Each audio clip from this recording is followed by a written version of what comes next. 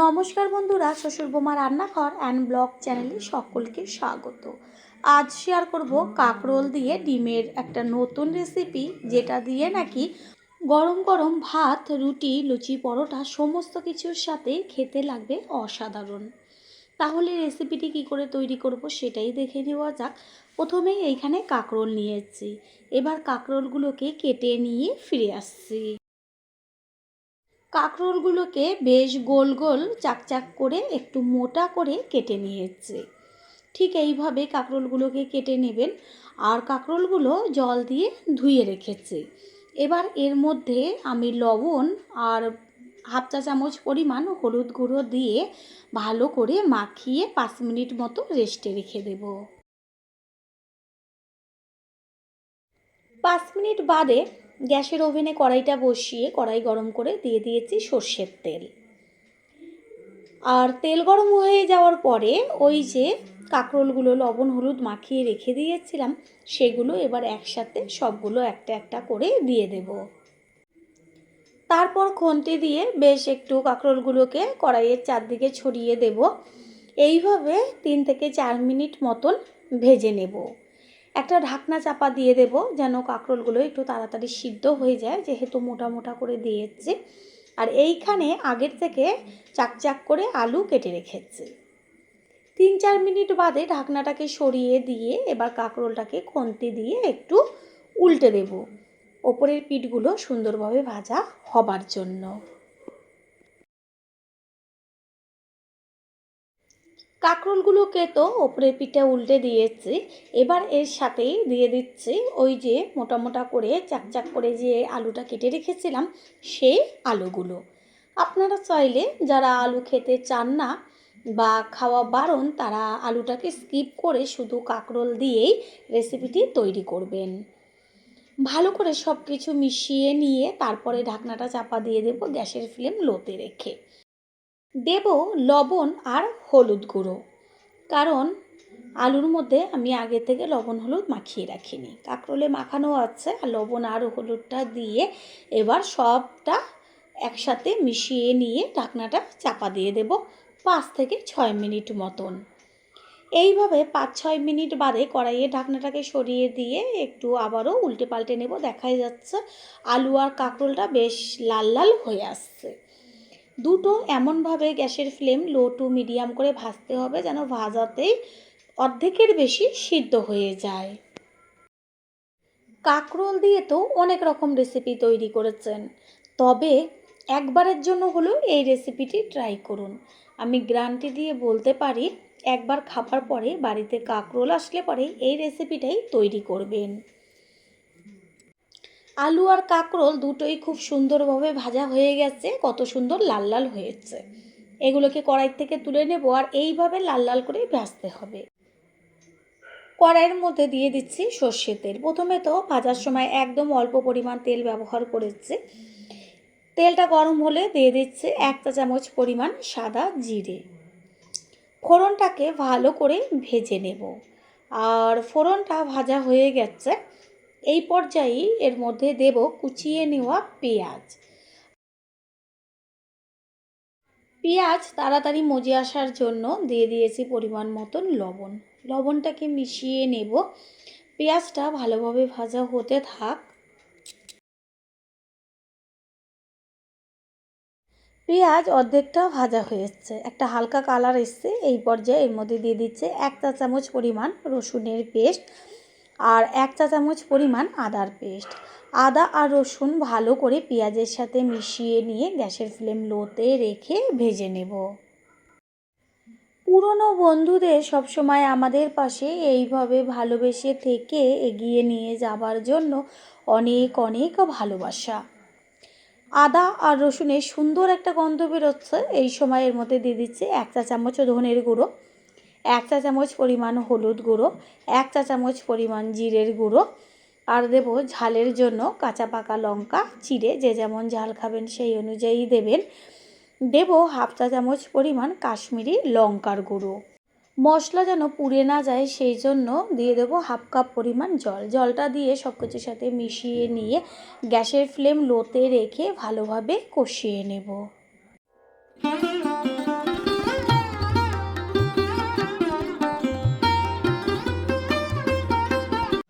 মশলা কষিয়ে নেওয়া হয়ে গেছে, সুন্দর একটা ভাজা গন্ধ বেরোচ্ছে। এই পর্যায়ে এর মধ্যে দিয়ে দেব আমি আগে থেকে যে ডিমটা ভেঙে রেখেছিলাম সেই ডিমটা।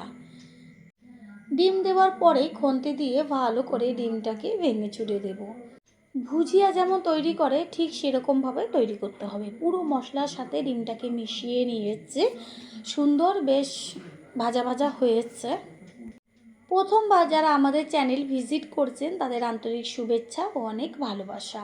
আমাদের রেসিপিগুলো যদি ভালো লেগে থাকে সাবস্ক্রাইব করে দেওয়ার অনুরোধ রইল ও পাশে থাকা বেল আইকনে ক্লিক করলে পরবর্তী ভিডিওগুলো সবার আগে আপনাদের কাছে পৌঁছে যাবে।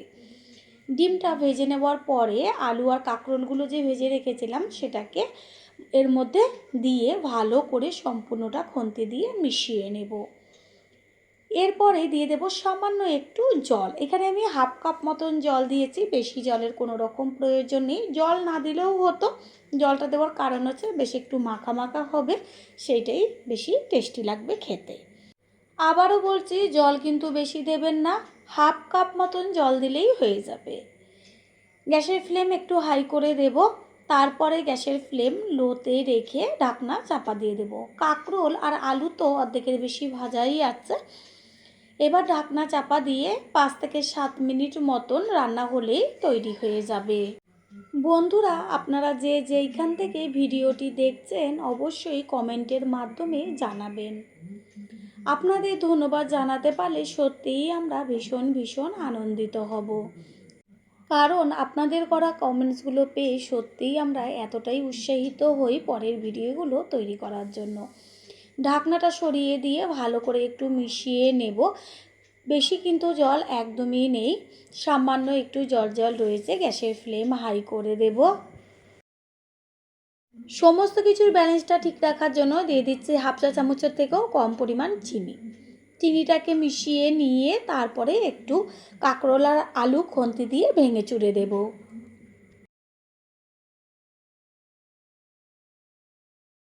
কাঁকরোল ও আলুর মধ্যে থাকা সমস্ত জলটাই টেনে গেছে, বেশ একটা ঝরঝরে ভাব চলে এসছে।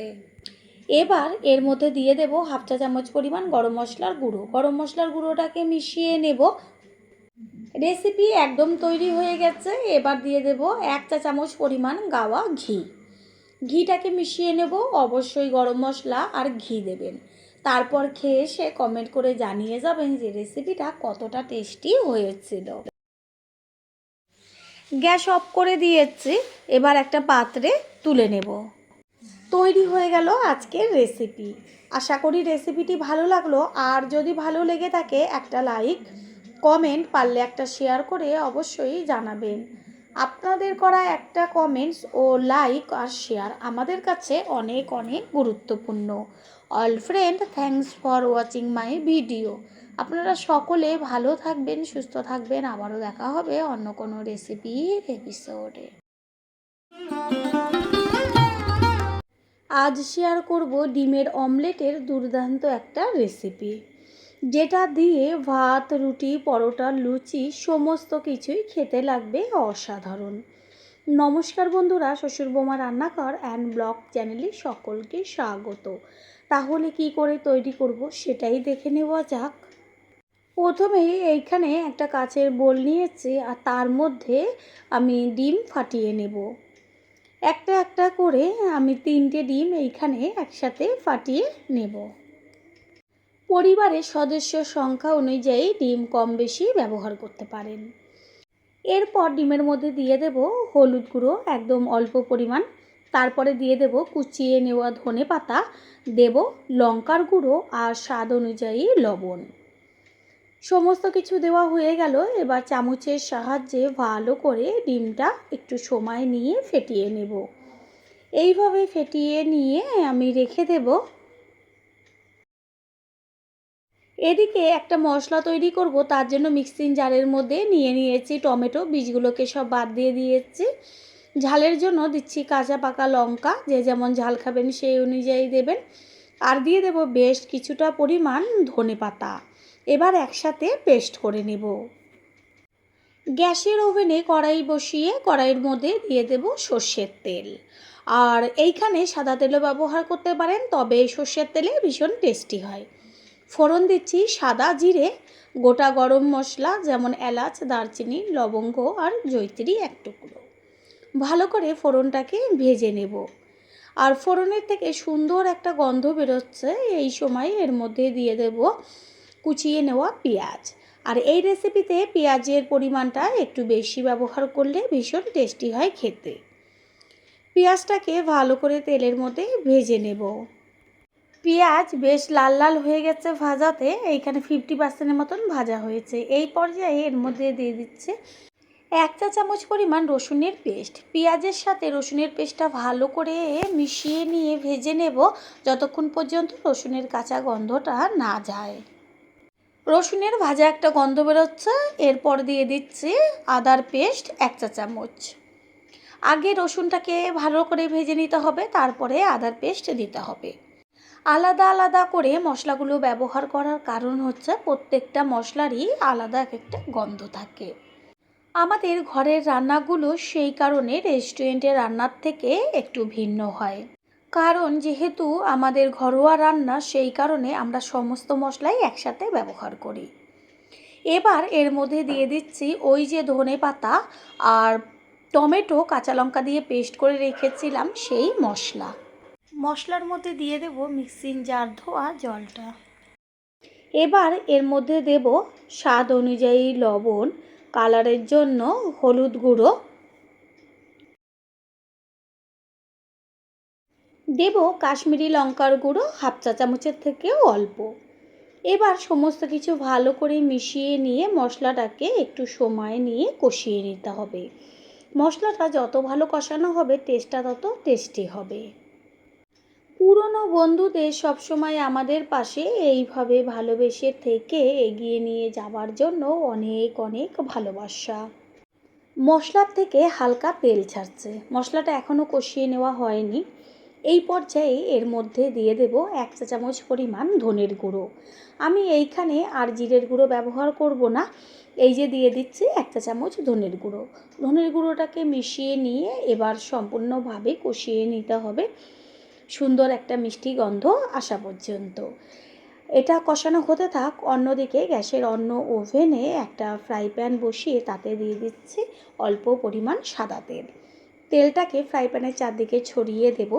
তারপর যে ডিমটা আমি ফেটিয়ে রেখেছিলাম সেই সম্পূর্ণ ডিমটা একসাথে দিয়ে দিলাম। গ্যাসের ফ্লেম এই পর্যায়ে একদম লোতে রাখতে হবে। ওপরের যে অংশটা নরম রয়েছে সেটা আস্তে করে যখন টেনে যাবে একটু সময় দিতে হবে, যেহেতু ডিমের পরিমাণ অনেকটা, সেই কারণে অমলেটটা তো মোটা হবে, একটু হতে দিতে হবে নিচের পিঠটাকে। ওপরের অংশটা বেশ শুকিয়ে এসছে, এবার আস্তে করে খুন্তি দিয়ে ডিমের অমলেটের মতন মুড়িয়ে দেব। কোনো সমস্যা নেই, যদি ভেঙে যায় তাতে কোনো চিন্তার কারণ নেই, ঠিক এইভাবে মুড়িয়ে দিতে হবে।